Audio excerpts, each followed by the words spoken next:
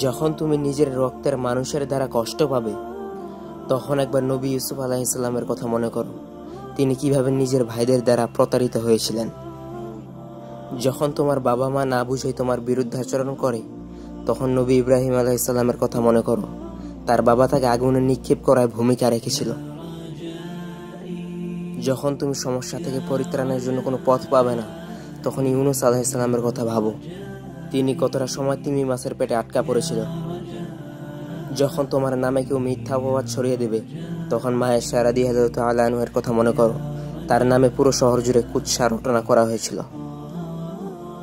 যখন তুমি অসুস্থ, ব্যথায়, যন্ত্রণায় কাতরাতে থাকো, তখন নবী আইয়ুব আলাইহিস সালামের কথা ভাবো।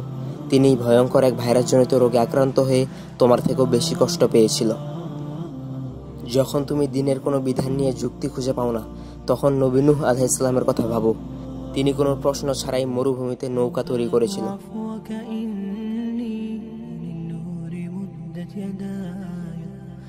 যখন তুমি আত্মীয় স্বজন, পরিবার, বন্ধু বান্ধবের কাছে হাসির পাত্রে পরিণত হও, তখন শেষ নবী হযরত মুহাম্মদ সাল্লাল্লাহু আলাইহি ওয়াসাল্লামের কথা ভাবো।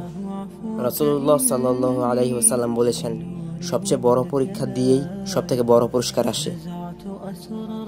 যখন আল্লাহ কাউকে ভালোবাসেন, তখন তাকে পরীক্ষা করেন, এবং যে এই পরীক্ষাগুলো মেনে নেয়, সে আল্লাহর সন্তুষ্টি অর্জন করে। আর যে অভিযোগ করে, সে তার ক্রোধের পাত্র হয়। হে আল্লাহ, তোমার কথা মনে করার, তোমার প্রতি কৃতজ্ঞ হওয়ার এবং তোমার ইবাদত করার তৌফিক আমাদের দান করো। আমিন। যেভাবে তুমি সন্তুষ্ট হও, সেভাবেই আমাদের পরিচালিত করো। ولا عرفت ظلامي ولا عرفت ضحايا ولا لغيرك دوا